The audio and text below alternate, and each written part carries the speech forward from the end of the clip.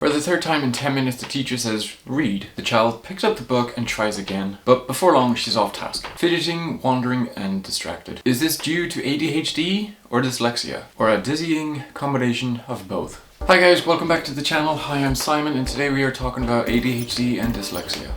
So what does it look like if you have both ADHD and dyslexia? ADHD and dyslexia can coexist, although one disorder does not cause the other. The people who have one often have the other. So according to some experts, approximately 50% of children diagnosed with ADHD also have another learning disorder such as dyslexia. In fact, their symptoms can sometimes be similar, making it hard to figure out what's causing the behaviors you're seeing. According to the International Dyslexia Association, ADHD and dyslexia can both cause people to be disfluent readers. They leave out parts of what they are reading, they get tired, frustrated and distracted when they're reading, they may even act out or refuse to read. ADHD and dyslexia makes it hard for people to understand what they've read, despite the fact that they're actually quite intellectual and often very verbal. When they write, their handwriting may be messy and there are often problems with spelling.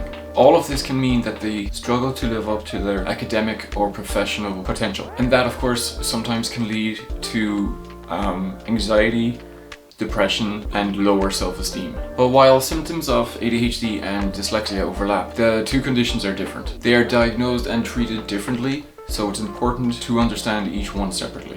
So this seems to be a very common question, but what is ADHD? ADHD is described as a chronic condition that makes it difficult for people to focus on tasks that require them to organize, pay attention, or follow through on instructions. People with ADHD are often very physically active to a degree that may be seen as inappropriate in some settings. For example, a student with ADHD might shout out the answers, wiggle around a lot, and interrupt other people in class. But students with ADHD aren't always disruptive in class. ADHD might also cause some kids not to perform well on long standardized tests, or they might not turn in long-term projects. And if you didn't know this, ADHD can also show up differently across the gender spectrum. What ADHD looks like in adults. Because ADHD is a long-term condition, these symptoms can be continued on into adulthood. In fact, it's estimated that 60% of children with ADHD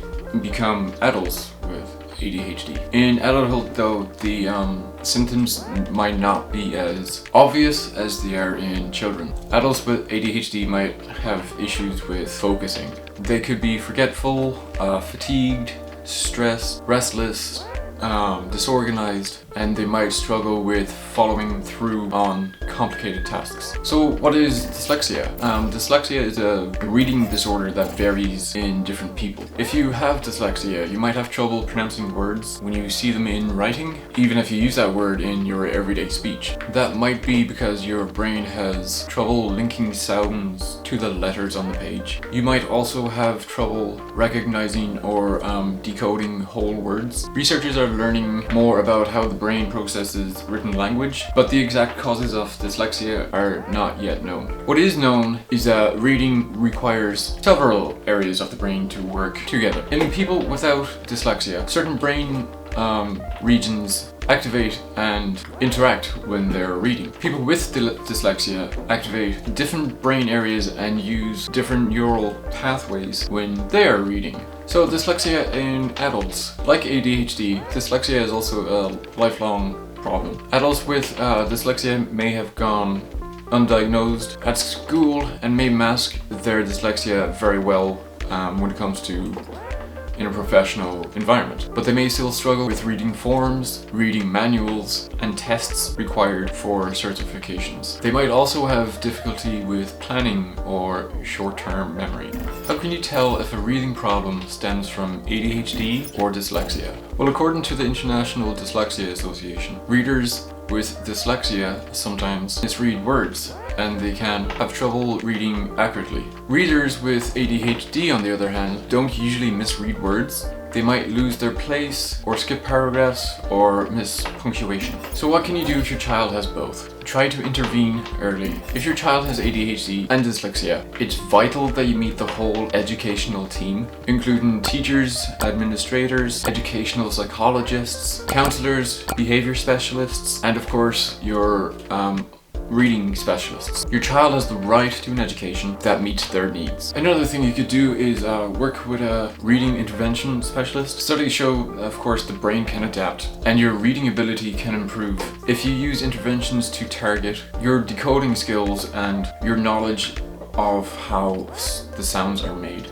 Consider all your treatment options for ADHD. The CDC says that behavior therapy, medication, and parent training are all important parts of treating children with ADHD. A 2017 study shows ADHD treatments and reading disorder treatment are both necessary if you're going to see improvements in both conditions. There's some evidence that ADHD medicines might have a positive effect on reading by improving your focus and your memory. Pick up a musical instrument. Some studies have shown that regularly picking up a musical instrument can help to synchronize parts of the brain affected by both ADHD and dyslexia. So the main outlook: neither ADHD nor dyslexia can be cured, but both conditions can be treated independently. ADHD can be treated with behavior therapy and medication, and dyslexia can be treated using a range of reading interventions that focus on decoding and articulation. The bottom line: lots of people who have ADHD also have dyslexia. It can be difficult to tell them apart because the symptoms, distraction, frustration, and reading difficulty overlap to a large degree. It's important to talk to your doctors and your teachers as early as possible, because effective medical, psychological, and educational treatments do exist. Getting treatment for both conditions can make a huge difference, not only in educational outcomes, but in long-term self-esteem for both kids and adults. Alright guys, that's the video. Thank you for watching, and if you've made it this far, make sure you give it a thumbs up, subscribe because it really helps me, and if this video was helpful to you, or if you think it'll be helpful to someone you know, feel free to share it. Okay, that's it. Okay, love you, bye. Certifications such as dyslexia, I said it a million times. Come on.